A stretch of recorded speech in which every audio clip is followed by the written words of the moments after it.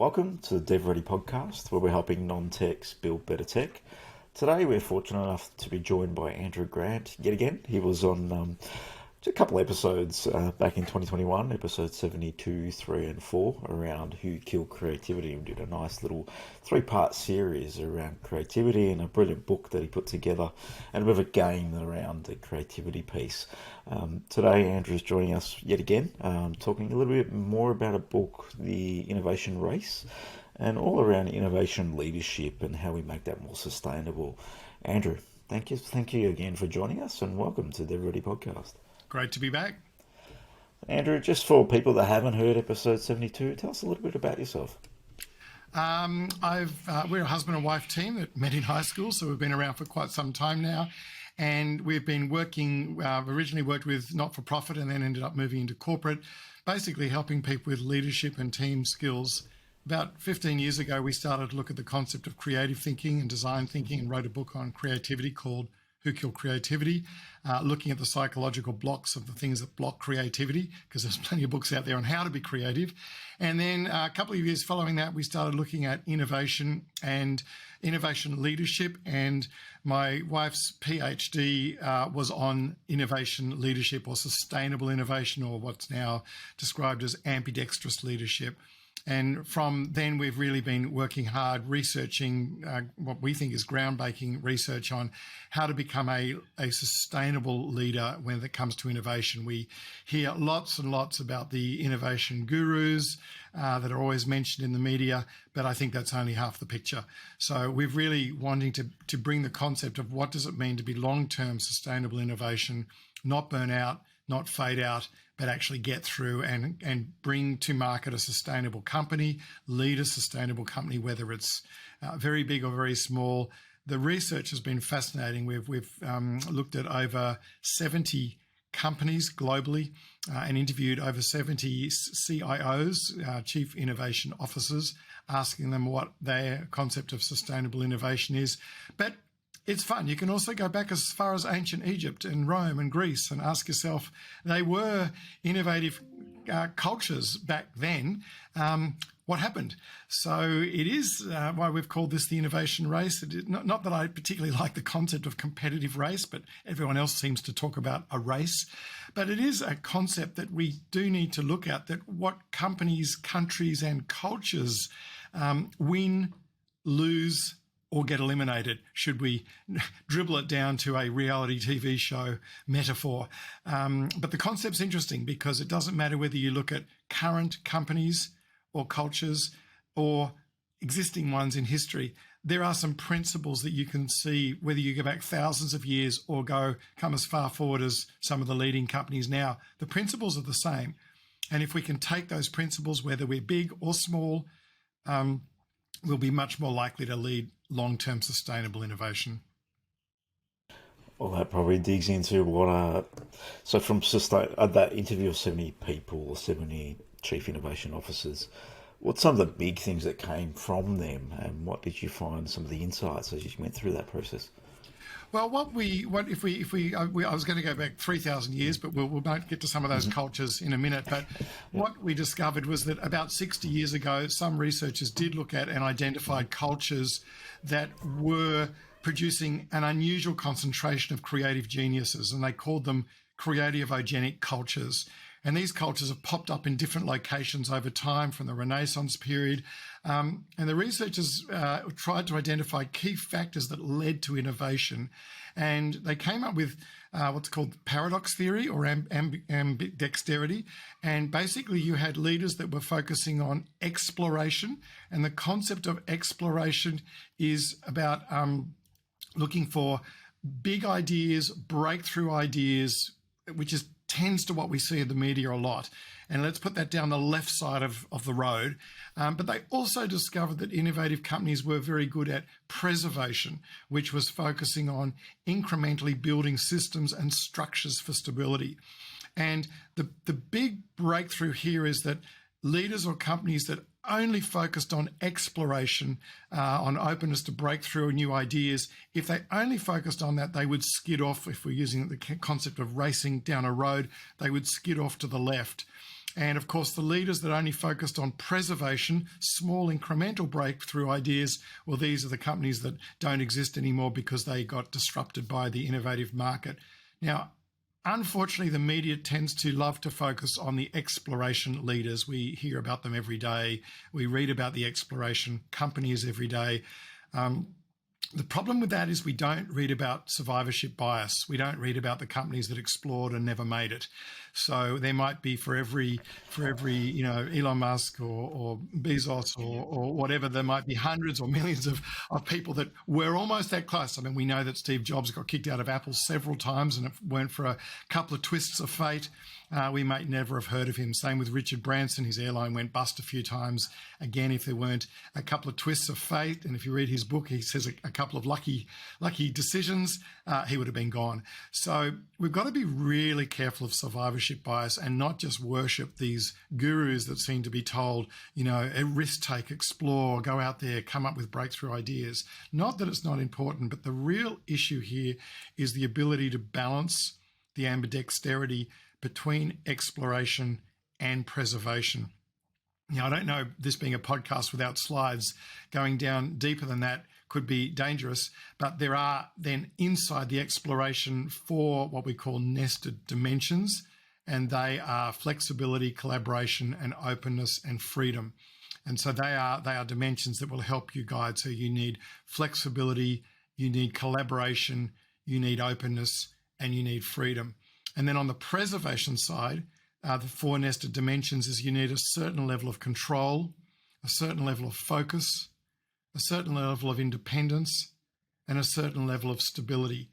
And so you could run those 4 guardrails up the left side of the road and the right side of the road, realizing that these are what we need. And in one sense, you actually, if you look at the 2 that oppose each other, let's say control and freedom, you need obviously a certain level of freedom within the company to make decisions, to take risks, to try things and fail. But too much freedom ends up in chaos. If you just had a company that just said, "Hey, let's just be free and everyone do what they like and explore and do whatever you like," too much freedom ends up in chaos. So there needs to be, to balance that freedom out, a degree of control. But then too much control ends up in oppression. So if we use that racing car line or the racing track, you could see that the 2 guardrails are going to be freedom and control, but off this side of freedom is chaos. If you skid off that side of the road, you'll end up in chaos. And if you skid off this side of the control side of the road, you'll end up with oppression. And so a really good leader will actually choose their strategy, choose the way they lead their team, recognizing there are times we need to promote and encourage exploration, and I'll use just that 1 nested dimension of freedom, and there are times we need to use that preservation side of, hey, guys, we're going too fast, we might skid off the road and end up in chaos. We may need a certain degree of control to make sure we go forwards.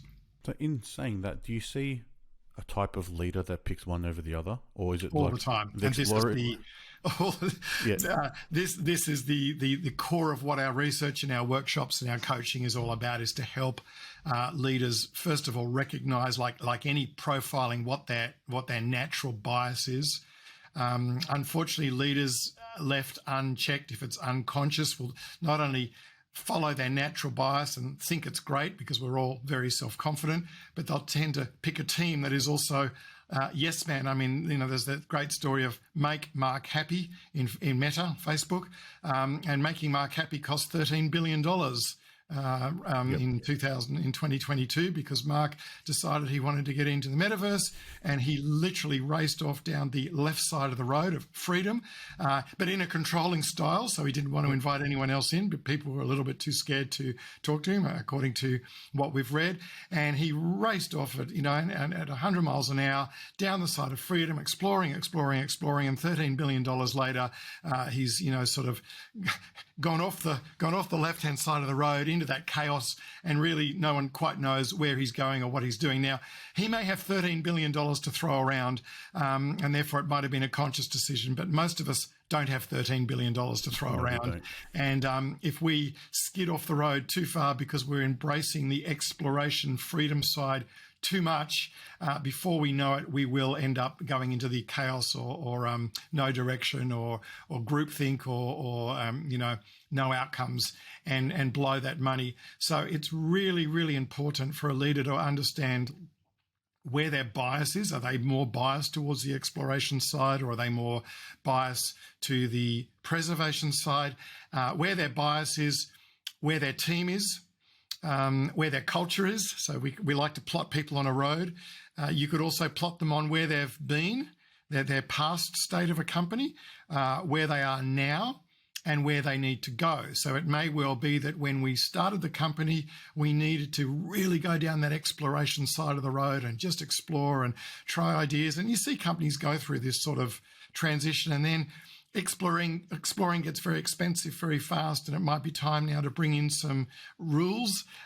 We worked with a very luxury boutique resort that was $5,000 a night, and this was the person that invented the concept of villas.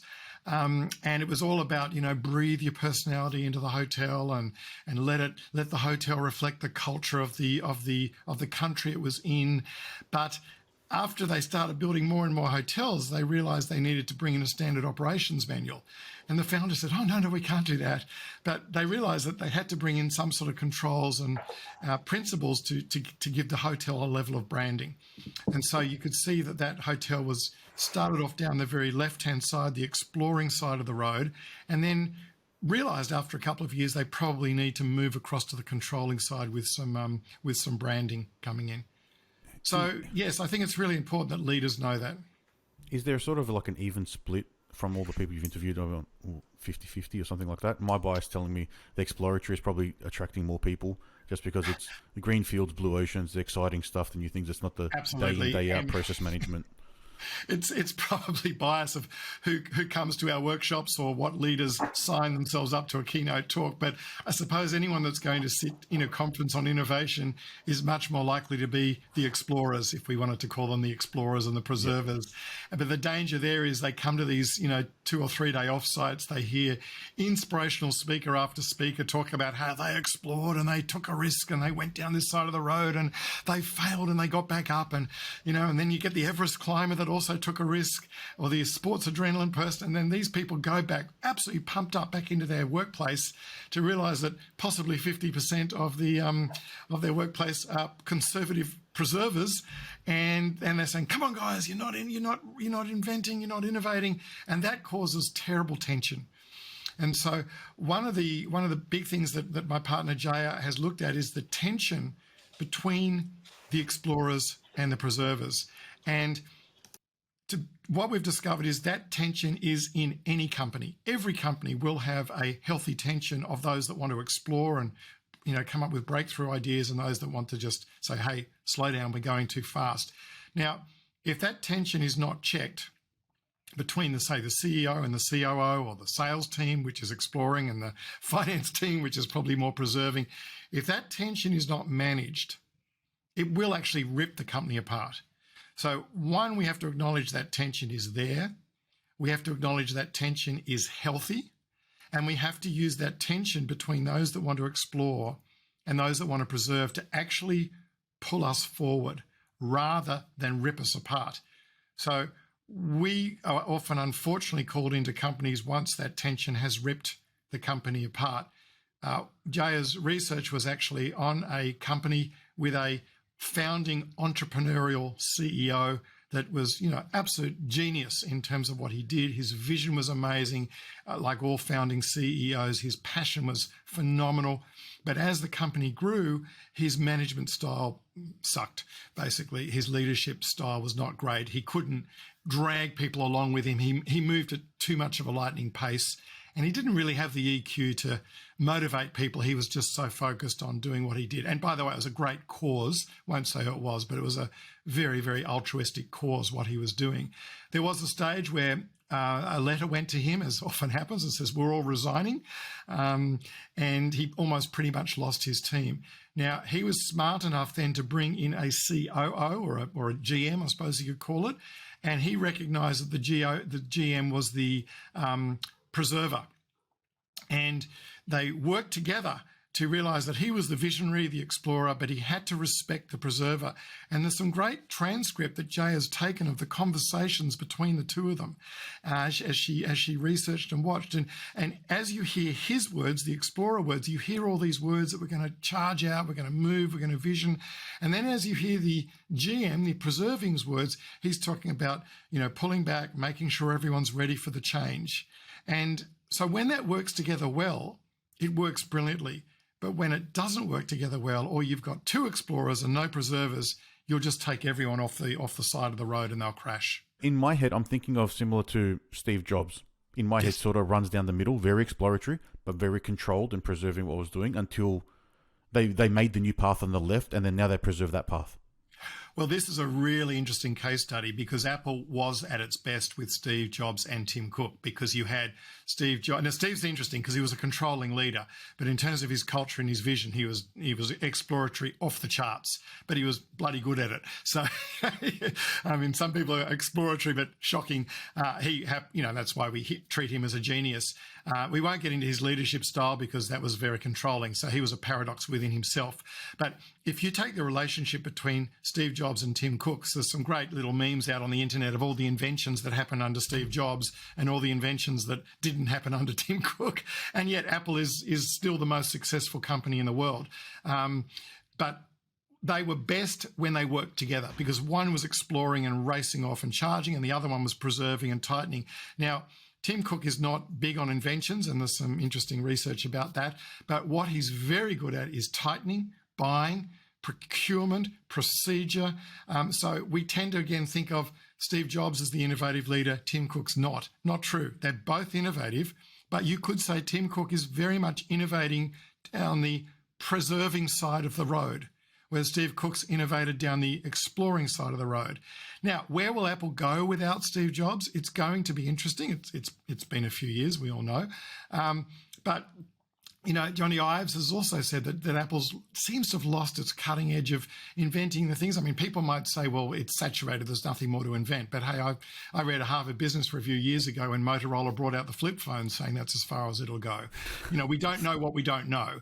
So without Steve Jobs, we don't know what he might have come up with. But what we do know with Tim Cook is we're not seeing radical inventions and innovations coming up every day or every year, but he's still successful because he's tracking down the preserving side of the road and tightening things really well. Yeah, his innovation is what more people consider probably the boring part of a business. Exactly. Just making sure the gears are turning and they just keep turning and just slowly grow them, rather than trying to chuck in a whole new thing and disrupt. That's a necessity in any business, right? If you Absolutely. And this is why Apple will, for the time being, I mean, whether it can continue to survive without big breakthrough innovations, we don't know. I like to say, if we're using the pithy example of the Innovation Race reality TV show, we're currently in this season with Apple, Google, Meta, Netflix, all, and now AI almost bringing out a new season. We might get to that one in a minute, but we don't know where Apple's going to go. We're in the current season. We can look back at past seasons. That's why it's interesting to look back at ancient Egypt or Angkor Wat or Greece or cultures or countries to see which ones survived and which ones didn't, because those seasons have come and gone and have been wrapped up and we can study them. But right now we're looking at the Tim Cook one, and you're absolutely right. It is the boring side of innovation. It's not sexy. It's not cool. We don't see him in the headlines as much as we see some of the other gurus, and I use that cynically, in the headlines, because he's just plodding along with incredible preservation. And I think if there's one thing to take out of this podcast is you don't have to be an explorer to innovate. You can innovate through preservation. But what you really need is a team approach, or what is now being called ambidextrous leadership. It is the ability to say, for this particular quarter or this particular year or this particular phase of our company, we need to move over the exploration side of the road. And now, 6 months later, for this particular strategy, we need to move over the preservation side. And so we've built what I call a collaborator canvas, which is a racetrack. And we've asked people to plot their strategy on the racetrack and then ask them just for one corner of that strategy. And again, we'll use Make Mark Happy's metaverse concept.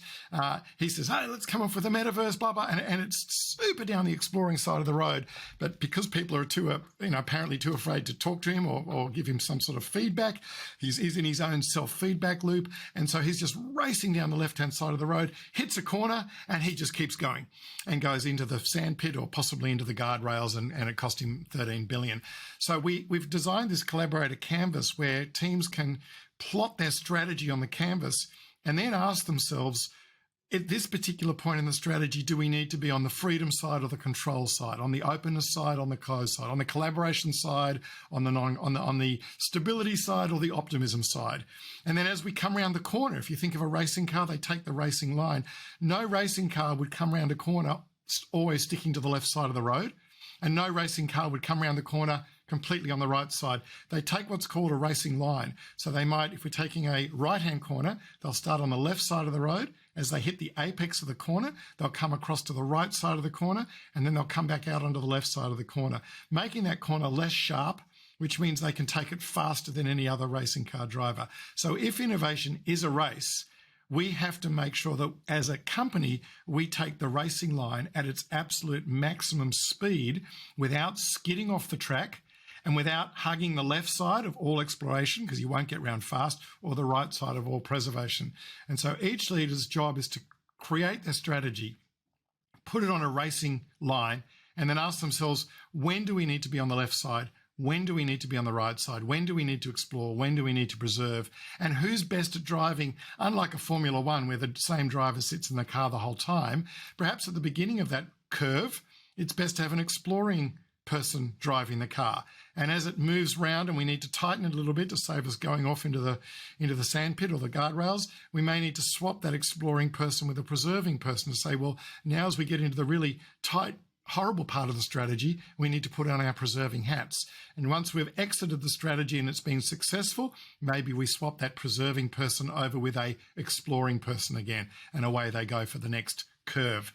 And so it's an interesting thing to plot your strategy on a racing map through this collaborator canvas to see who needs to drive what part of the strategy. So with that, I'll call the tag team approach there, where you're swapping people in and out at the apex, and how you mentioned Zuckerberg's going straight instead of turning, is that how you're drawing parallels to those ancient civilizations where, in the way I've understood it, is there's going to be two reasons why they've either failed. They're either too tight on the preserving and not exploring, so they're just maintaining what they're doing and then not growing. Failure then could be a disruptive failure, so they might get disrupted because they're just preserving what they have today.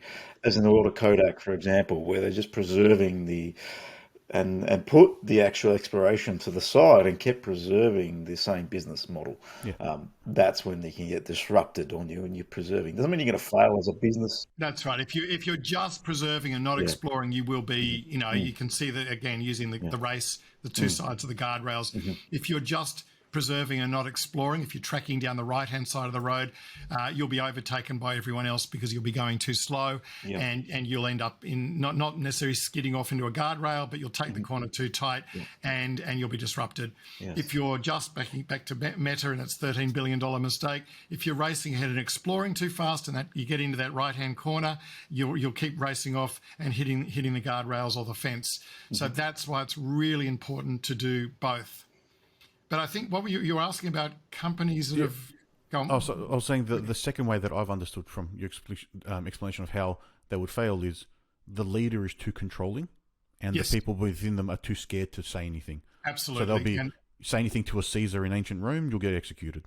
Exactly. And let's go back. Let's go back to Egypt, because I like the fact that we've got 3,000 or 5,000 years worth of history to look at, because as I say, right now we're all guessing, and everyone loves to go to these conferences and hear futurists talk, and they always get it wrong because no one predicted the GFC or anything like that. We all love to hear about the latest tech gurus, but the danger of these conferences is that we just get to wear a badge and say, I heard Steve Wozniak speak, or I heard a futurist tell us what we're going to do. I think we're better off going back and looking at what went wrong with a season that's had its race, And we've closed the season off. And if we go back to ancient Egypt with the pyramids, they definitely were well ahead of any other civilization when it came to innovation, from the way they built the pyramids to the structure to what they could do. But the problem was the pharaohs started actually seeing themselves as God. We could almost go back to the Tower of Babel in Genesis if we're going to start playing who's God. And so a well-fed, highly organized population unswervingly followed their godlike king. The pharaohs needed to show strength to lead. They were pride-driven rather than purpose-driven, so this is what brought the downfall. And even the architecture and plan of their city reflected a history of innovation for domination rather than progress. So you've got to now start questioning the intentions of a leader. If the leader is pride-driven rather than purpose-driven, there's a warning, you're about to skid off the rails. If the leader is all about domination rather than progress, there's a warning, you're about to skid off the rails. Now, I'm not saying Mark's doing any of that. I mean, he could just be intentionally passionate about his little pet topic. I'm not going to comment on him at all, but we can comment on the history of the pharaohs to talk about there are some warning bells. We know that there are more psychopathic leaders in leadership positions than there are in prisons at the moment. So there's a 1 to 10 or 1 to 30 ratio of leaders that have psychopathic tendencies. So they are definitely domination driven. They're also pride driven and narcissistic driven. So we need to see these alarm bells and these warning bells to say, hey, hang on, we're skidding off the path. If you go to look at the destruction of Angkor Wat, again, Angkor Wat in Cambodia was one of the most progressive civilizations of its time. It blew out because they spent so much time feeding the wealthy kings and queens in the centre of Angkor Wat that they stopped building the canals out to where the average person lived. And the canals all silted up and the whole communication and flow of goods and services collapsed because they were too busy feeding their fat tummies on the inside. So any leader that starts looking after themselves and starts becoming pride-driven rather than purpose-driven, there's your warning bells. And I think the purpose of this research is to look at how do we get down the innovation race successfully, long-term, without skidding off and crashing. So Egypt and Angkor Wat, I think, are great seasons to study to see who did well. Now, on the other side of the fence, it's very dangerous because Jared Diamond's landmark book, Guns, Gems and Steel, which we digested several times over before writing our book, basically talks about, and extremely sadly, I want to say, that when any tech culture meets a traditional culture, whether it be in what's happened in Australia, what's happened in the Amazon, what happened when the Americans arrived to the indigenous nations there, extremely sadly, and this is not to say we agree with it, but Jared Diamond has pointed out that whenever tech meets tradition, tech wipes out tradition, and that's not necessarily a good thing because we've got so much to learn from the indigenous population in our country, Australia, that, by the way, survived 40,000 years before we turned up. And that's a pretty good straw to put in your cap, that their culture lasted 40,000 years. Now, we might say it's not innovative. We might make these comments that, but they're not living a great life. That's not for us to judge. The really key thing here is they did survive 40,000 years. When our civilization can say we've survived 40,000 years, maybe then we can compare ourselves. And that's peanuts compared to Jim Collins' book, Good to Great. His book, Good to Great, was companies that survived 100 years. The irony of it is most of the companies he's in his book don't exist anymore. So if we do go back to look at cultures that lasted 40,000 years, we have a long way to go. And I think before tech wipes out the tradition of our cultures in our countries, we need to sit down and take a good hard look at how they survived 40,000 years before we blow ourselves up with either a nuclear arms race or an AI arms race, which is where we're heading at the moment.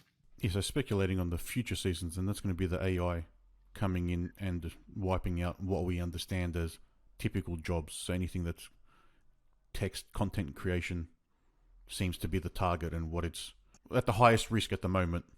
It technically could wipe out anything if we look at it from that perspective. Well, I think we are.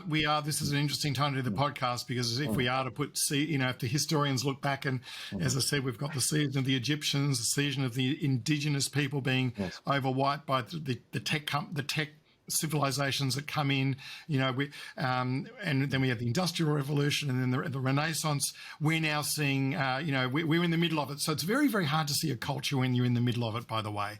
That's why it's good to study history, because you can get out and look at it all. But I think the historians will look back particularly at this year and look at how many times have we heard AI this year in the media compared to last year or the year before? We knew it was coming. The futurists told us about it. They didn't quite know what was going to happen. But you're absolutely right.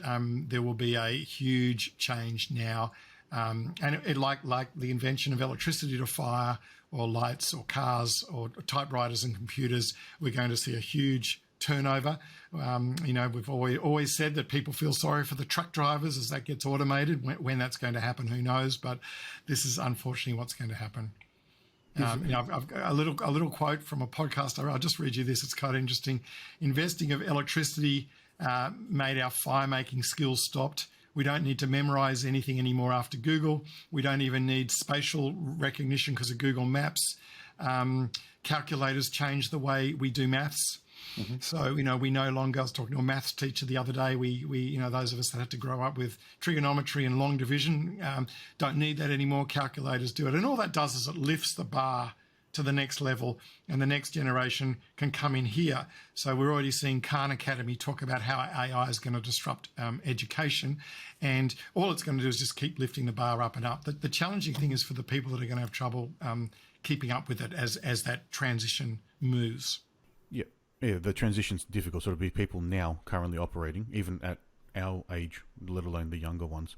The only sort of difference that I can perceive out of what's coming and how innovative it is compared to some other things is everyone has always said the knowledge is power. We no longer have the knowledge if you consider what the AI does. And no one understands what the AI is doing really technically. They don't understand what it's doing. It's still, this is how we think it works, especially once it gets into the neural network part. They're assuming this is what it's doing inside, but no one actually knows. So the knowledge isn't within us anymore. Yeah, we have the all-knowing, all-answering object. But we invented it, but we don't know. Yeah, you hear a lot of the tech people saying they don't actually know how it works. That's a pretty scary statement to hear. That's a fascinating statement someone. Too, and if we don't know how it works, and then we've got the other issue of good actors and bad actors. So depending on what podcast you listen to or what YouTube, you come away saying AI is going to be the best thing in the world. And then is it Tristan Harris that did The Social Dilemma? Definitely look at his keynote talk recently with Steve Wozniak and someone else talking about the AI arms race and just how dangerous it's going to be. And his key point is we can look back on what Facebook and social networking did to really affect teenagers, and we can look back and say, well, we didn't know about that, but now as with AI coming, we can take the warnings from what social media did and how it disrupted our society and get ahead of it, if we can get ahead of it. But the problem is we're going to have good actors and bad actors, and for every 10 good actors, there only needs to be one bad actor to really use AI to destroy things. And now as we move into countries, it only takes one bad country to think that they can get on top of it and add a quantum computer in, and all passwords could be hacked within 24 hours, which could throw the world into chaos. Yep. So you're absolutely right. We're racing ahead. We know that a lot of the AI guys have signed a letter to slow it down, including Elon Musk, but a lot of people are very skeptical that Elon Musk's signed letter was just so he could catch up.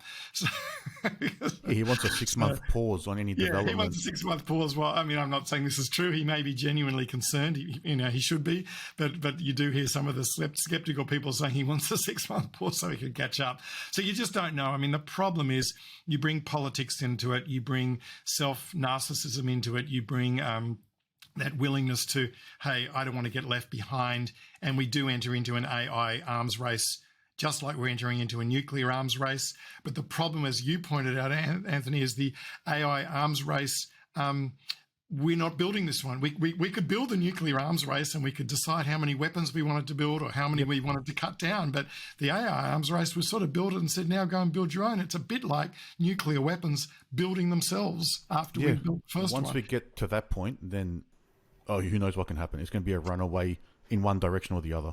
Exactly. From what I've been reading, there's a few researchers out there that are like, if there's even a 1% chance that this thing can go in the wrong direction, we shouldn't be working on that at the moment until we understand how to prevent it going in that direction. Well, it's Otherwise, more than the one, matrix. I think it's definitely more than 1%. But this comes back to the issue of collaboration and the prisoner's dilemma. If I don't do it, someone else will. Or the tragedy of commons. We'll stop fishing in the ocean to let the fish grow back. But hey, what's it matter if I fish? What's one fish going to do? But then everyone has the same concept. So it may well be that we can slow it down a little bit. But then North Korea or other countries think that, well, heck, we've been abused by the Western society for 100 years. Now it's our turn to get ahead. It's like some of these countries saying, it's all very well to slap climate change regulations on us now after the Western society has abused it for 100 years, and now we want to get ahead. They may well use that same argument, and so we'll see the whole thing tip upside down. But I think the scary thing is, and Scott Galloway talked about this, we're riding on a tech AI car with no airbags, no safety standards, no registration, lots of cars driven by other people, hell-bent on one metric, engagement. And so when we're designed on that, we've just recently discovered that Snapchat now has an AI chat you can talk to. So when your friends all go to bed at 10 o'clock at night, you can keep talking to the AI Snapchat robot. And someone's already done research that robot was grooming. They pretended to be a 13-year-old child, saying they were going out on a date with a 20-year-old, someone 20 years older. How do I prepare a romantic evening? And the Snapchat basically was grooming this 13-year-old child for a night out. Now, that's because for every one safety officer these companies have, they have a floor of tech officers that want one thing, and that's engagement. So a bit like the pharaohs that were only interested in domination, that's how Egypt crashed. The pharaohs weren't purpose-driven, they were pride-driven. And if our tech companies are pride-driven, we'll crash.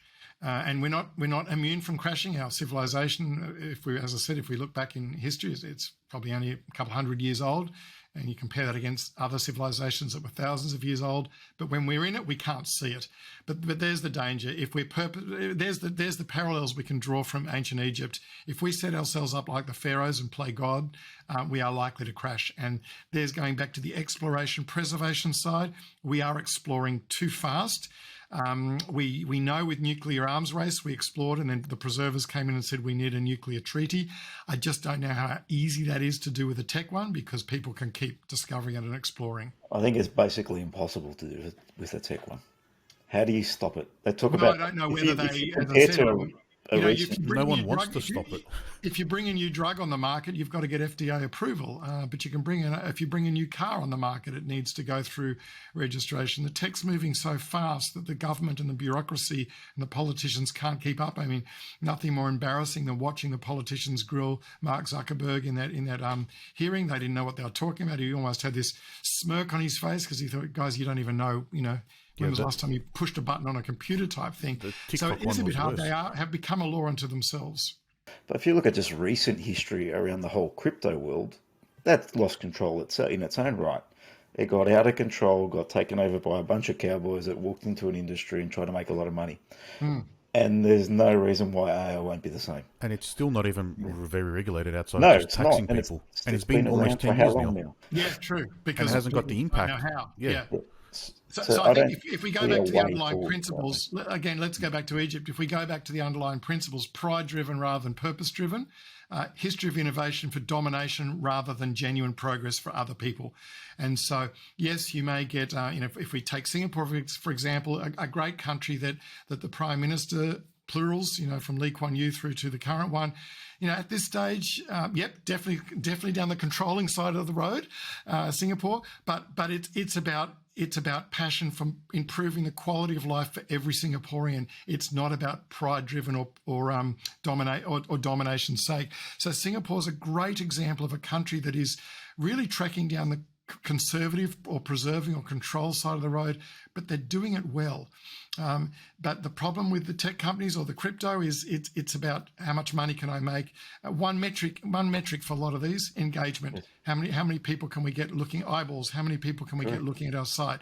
And we saw that with Meta, for every one safety officer, they got floors and floors of tech guys that are doing one thing, engagement at all costs. And that's where it's going to drive out of control. So thinking about this huge exploratory area now, how can we tie that back into if your creativity is blocked, or to help you how do I word it?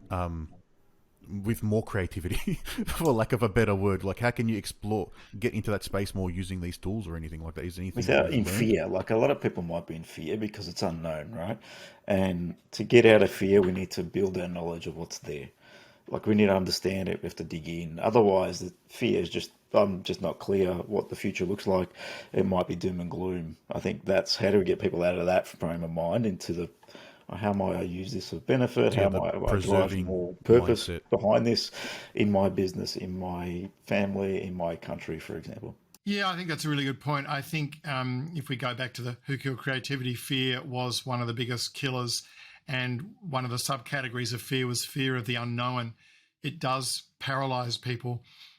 We just don't know where to go. As I said, we've seen a lot of layoffs in the tech industry lately. I think we were talking before we started the record button that all those evangelistic young millennials and Gen Z that got the perfect job and were basically saying, wow, they're treating me like family, or, you know, those horrible team building metaphors, all of a sudden got laid off. They're not going to come back into the tech world with the level of love and evangelism that they had when they first got the jobs. And therefore, there's going to be a level of skepticism, a level of cynicism with the Gen Z, a level of fear that we don't know where it's going. And that may see us move towards more of the preserving side of the road for the general population. But you'll still always have those explorers and entrepreneurs that want to go full speed ahead. And as we mentioned, our biggest key takeaway in the research is there will be, particularly for the people listening to this podcast, I think you said it's a lot of tech people out there, maybe startups, there will always be that tension between the explorers and the preservers. The question as a leader is to how do you manage that tension so it drives the company forward rather than rips it apart. And right now we're already seeing the polarization of politics in America. We're probably going to see the polarization of tech hitting between people that are going to just get onto that AI bandwagon and just love it and say, where have you been all my life? And like the crypto, we're going to see a lot of money being made, like the .com back when that started, a lot of money being made, a lot of money being lost, a lot of successes, a lot of failures. But we're also going to see a lot of people that are too afraid to embrace this super highway and really go down that preserving side of the road. And I think we're going to see a much bigger polarization, just like we're seeing in politics. We're now going to see a polarization running down the tech side. And that's going to be really interesting to see how that tension's managed. You're not going to have a lot of people in the middle of the road. And what we're hoping is if you're going to have people really running down both sides of the road, almost where they can put their hand out and touch the guardrails, will they have respect for each other? Will they work as a team? Will they realize that there are times to go down the left-hand exploring side of the road and there are times to come across to the right-hand preserving? Or will we become so polarized that we think we can just win the race only on the left side or only on the right side? If you look at politics, it's going to be a hard divide down the middle from examples that we've seen. Yes. It's a fascinating topic in the way you describe it. I think in any new dawn or new technology, there will be that separation. Yes. People are going to step back, preserve, think, just be in that moment and sit in fear, and others are just going to take it, run with it, and see what they can do with it. That's generally the reality. I don't know if there is a middle ground in there. I don't know what that seems to look like. Well, I think it's a bringing middle ground team, because, again, if you just went down the middle of if we're talking a race, we said if you go down the left-hand side of the road, you won't win the race because you can't go fast enough. If you go down the right-hand side of the road, you won't win the race. If you go down the very middle of the road, you also won't win the race because it's all about taking that racing line. And if we go back to those racing car drivers, that they come across the left, take the apex, go into the right. If you Google the concept, the racing line, it's a really interesting concept of how the even a push bike rider, a skier, when they're going down a slalom trail, everyone takes that racing line. So I don't think we want to just cruise down the middle of the road. What we need to do, if we go back to that question, is get that ambidexterity of leadership to recognize we need both sides of the road, know where the guardrails are. I mean, we've got I don't want to push it, but we've got a profiling test called an iCLi, Innovation Climate Leadership Index, on our website, which can actually plot you on the path, what are your strengths and weaknesses, and plot the team. And Jaya has looked at HR profiles or science profiles or finance profiles or innovation leadership profiles to see where they sit. But it really is back to what we talked about at the beginning. getting either an ambidextrous leadership mindset where you can move backwards and forwards, or if you're extreme on one side, getting a team around you to make sure that as a team, you know where you're going. And then to look at your company culture. Well, what type of company culture do we have? Are we typically more of an exploring company, or are we typically more of a preserving company? What were we? What are we? What do we need to be? I think So I don't think going down the middle of the road is going to help at all. I think it's going to be just as dangerous as going down the left or the right. So it's really about knowing it's a when to balance, stop. right? Like anything in life. Yeah, it's knowing when to stop from one to the other. And if you're a startup, it's knowing when to bring in the preserving nature, the preserving role, because you're going to be very exploratory if you're in a startup. That's just given. I'm just trying to look for it. We've got what we call a spring model. I'm just seeing if I can find it. But I think having a bit of an understanding of where your team sits and your leadership team sits in that innovation metric that you have online, I think it'll be quite well. If you look at the trajectory of a startup, it starts as a startup, which is exploration. I wish I could show it to you, but you can look at our website. There's a spring, and we go on to the left side as a startup, and then we come down to consolidation, which is preservation, and then we go to expansion, which is exploration. And then we come down to systemization, which is preservation. And then we go to breakthrough, which is exploration. Then alignment, which is preservation. And then adaptive development, exploration. And then establishment, preservation. So a startup will actually go through about 8 stages. And I think, again, it's really important to say, if you're the leader, are we in the exploration mode of our startup, or are we in the preservation? Or more importantly, we've finished our exploration mode. If we stay in this mode any longer, we're going off into the tracks. We need to now move across from expansion to systemization, from breakthrough to alignment, or now we need to move from alignment to adaptive development. So look, a lot of words thrown out in the podcast. I feel sorry for people if they're trying to take notes without the It's a slide. fascinating topic, and I know it's finding the balance between that left and right can be challenging. I think to simplify it down, just keep thinking of the driving a racing car down the road, exploration on one side, preservation on the other side, and then to think about ambidexterity as a leader. You can't be just down the left, just down the right, or just down the middle. It's knowing when to move, how to move, and then maybe who's the best team person to help you in that particular situation. And respecting people on the other side would I think be really important as well. Yeah, I think going from your other example, it's knowing where you are in that turn. Once you have that awareness, it's the awareness. Yeah. Just from having you explain what you've explained during this 45 minutes that we've been talking, I now have a better understanding of where we are in the business, and we have a real idea what stage we're trying, and where I've seen other startups and what they're trying to do, and why they failed almost. As well. Well, tell us more. I mean, we're a generalist. We work with tech, we work with banks, we work with pharmaceutical and not-for-profit. This is a tech podcast. Tell us a little bit about how you see this model fitting into your from listener. Our world. From our world, we're the exploratory.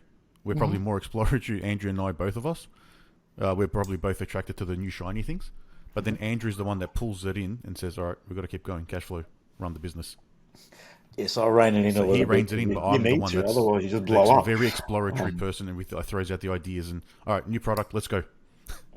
Exactly. And do you find that tension is working well? And is it going to work even better as a result of this podcast? I think it will, because we've got other people we can lean on to help bring more of the tension in to control it.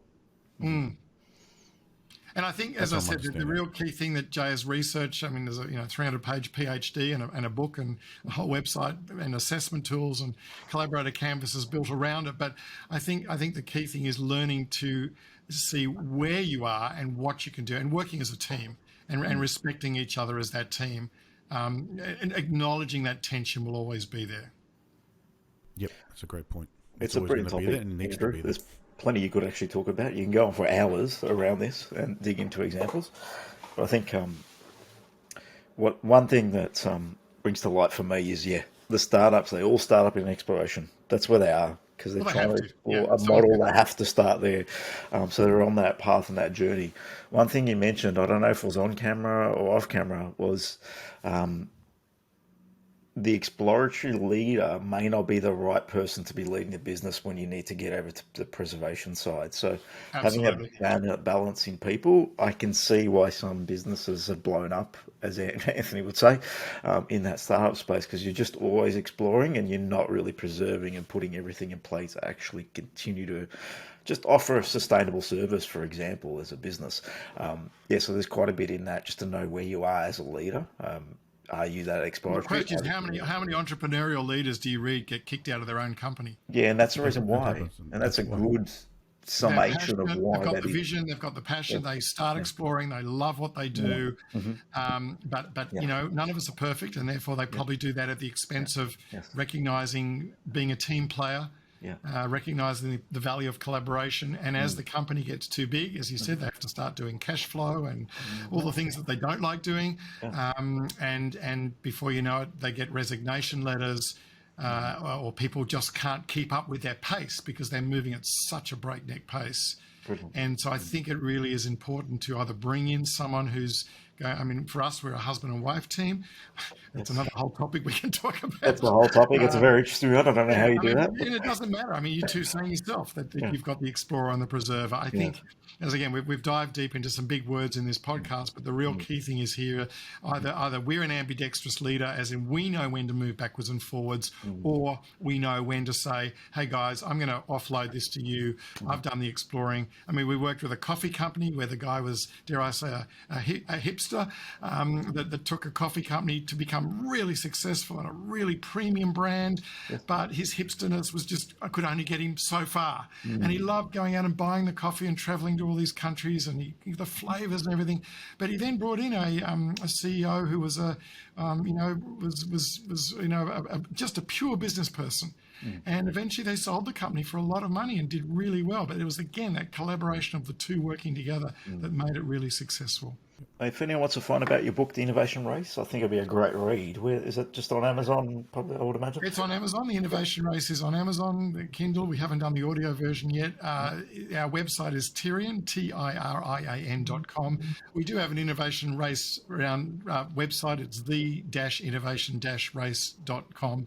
But probably better off to go to the Tirian one and then look under the topic suite of innovation, and you'll see workshops, keynote talks, these self-led collaborator canvases is what I'm excited about, because I can only scale myself so far with a keynote talk or a workshop, but people can now, a leader can now, grab that collaborator canvas with the racing line on it and did a little bit of an online course, and then help use that collaborator canvas to plot their strategy or plot their team around the canvas.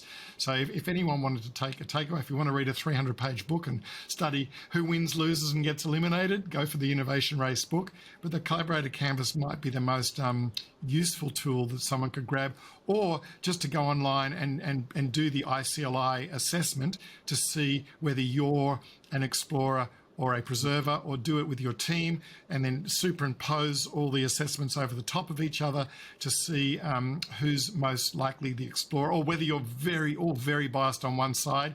Hence, warning, you might go off to the left or off to the right. So assessment tools, book, website, and the collaborator canvas, I think, would be really helpful. Brilliant, Andrew. I thank you once again joining us on the DevReady Podcast. Always a pleasure to have you on.